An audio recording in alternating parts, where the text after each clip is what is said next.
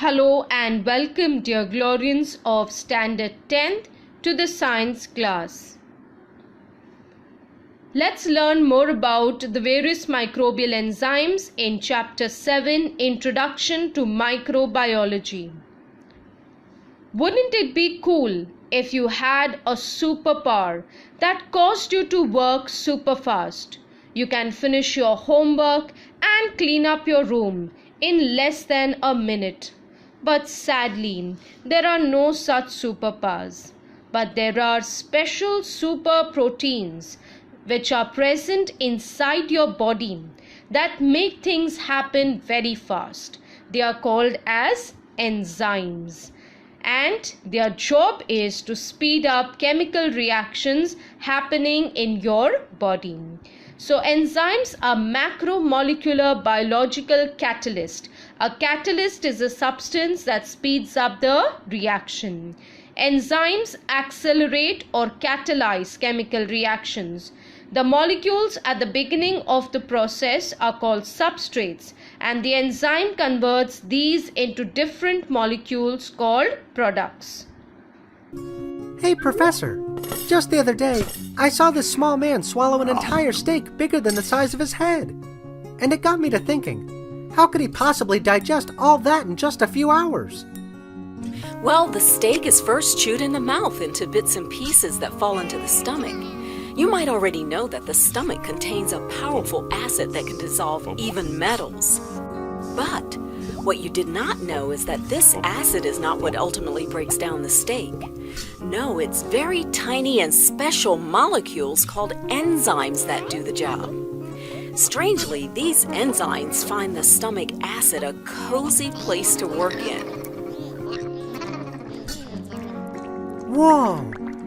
It's like small piranhas finishing up a whale in a sea of acid. Imagine what I could do with that. Ooh. Huh?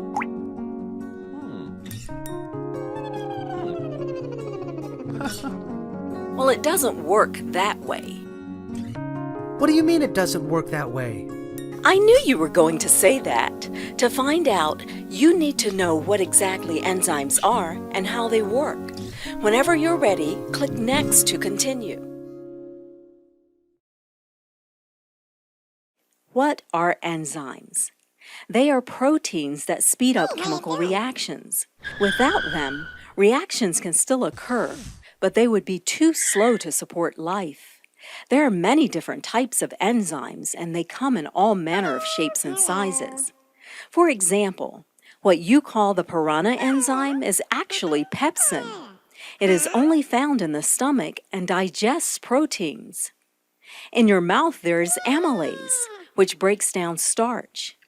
In your cells alone are hundreds of enzymes that control your cell activity and defend them from invasions by microbes like bacteria and viruses. Though enzymes can appear very different, they all share a few characteristics in common. Let's now take a look at what these are. Number 1, each enzyme has an active site. This is the groove in the enzyme where the molecules they act on, called substrates, are captured and made to undergo a reaction. The substrates are either broken apart or combined together to form products. For instance, starch found in the bread that you eat is digested to form simple sugars called glucose that is then absorbed into the body.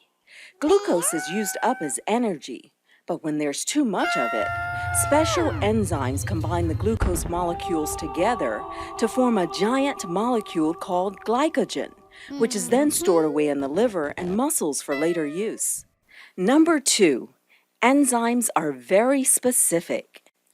Each enzyme can only bind to one type of substrate. Let's look at the case of lipase enzyme, which breaks down fats. Molecules like glucose and proteins cannot fit into the active site of lipase. Only fat cells can bind to the active site because they have the right shape. This ability to act on just fat cells is very important for lipase. Lipase converts fats into energy. Now imagine what would happen if lipase can also convert proteins into neurochemicals for the brain to function well.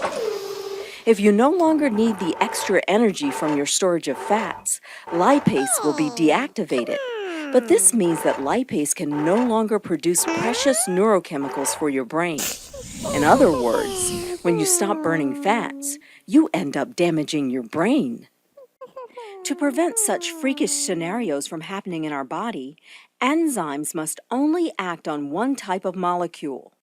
Number 3, enzymes are recycled. Enzymes are not altered by the reactions they speed up. Immediately after they finish one reaction, they can act on a new substrate. This way, only a small amount of enzyme is needed to speed up thousands of reactions. Nowadays, instead of chemical catalyst, microbial enzymes are used in chemical industry. So what are microbial enzymes? Microbial enzymes are the biological catalyst for the biochemical reactions leading to microbial growth and respiration, as well as to the formation of fermentation products.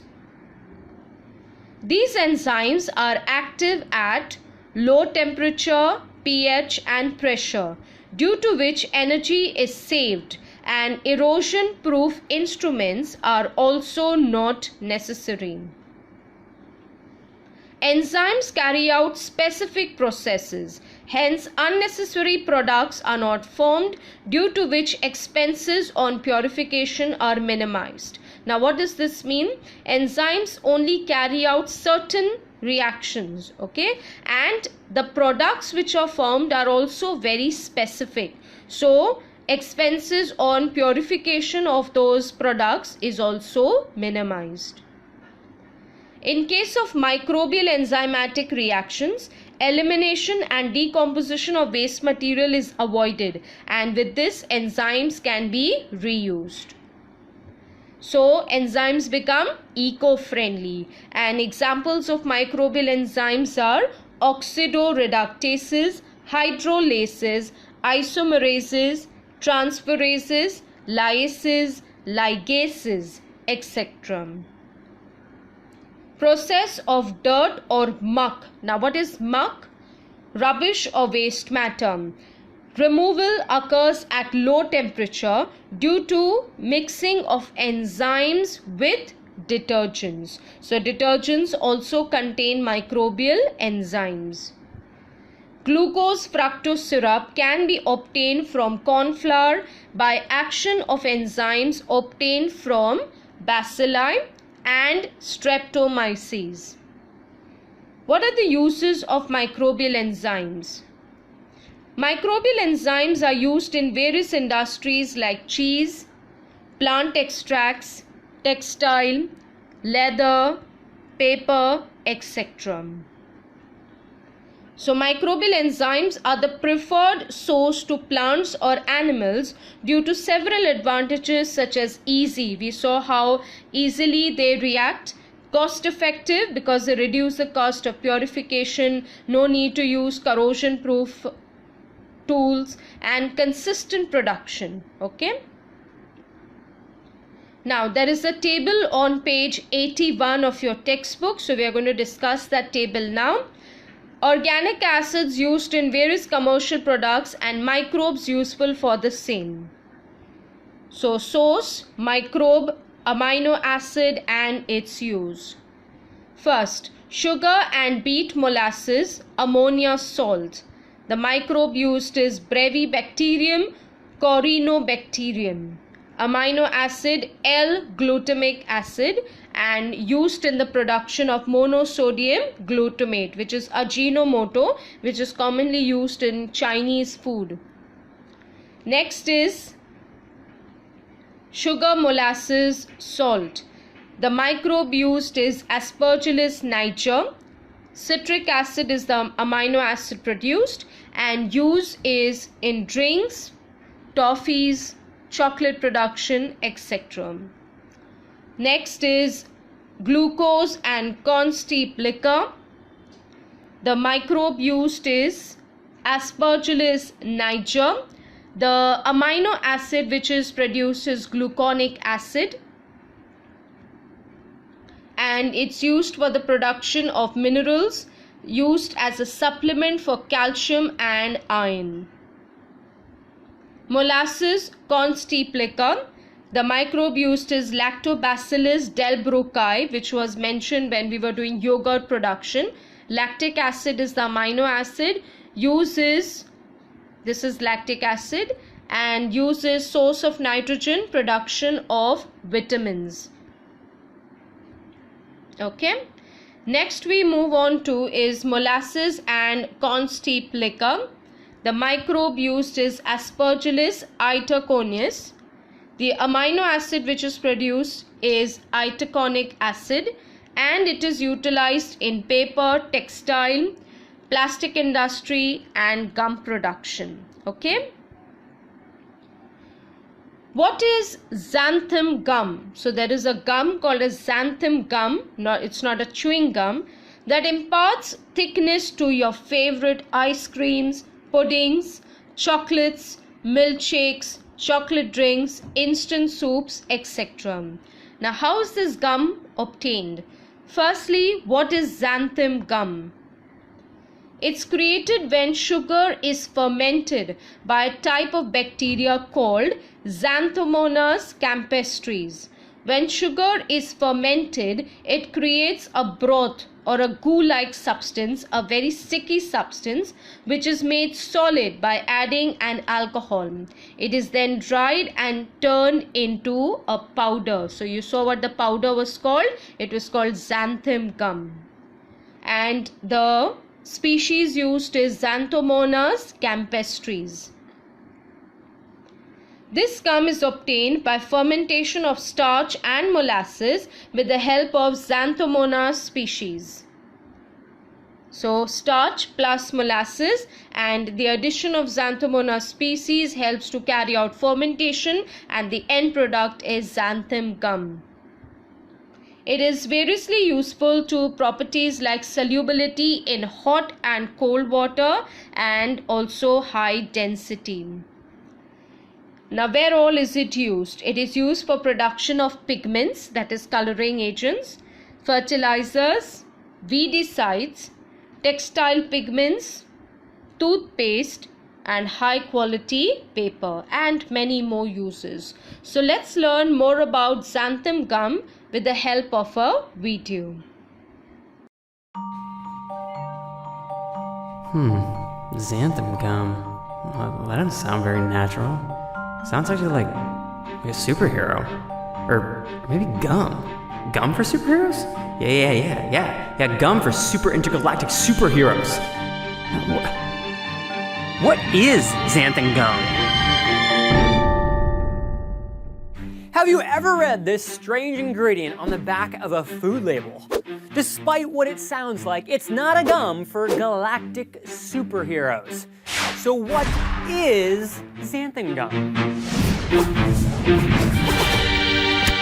Xanthan gum was first engineered in 1960 by a team of researchers at the US Department of Agriculture.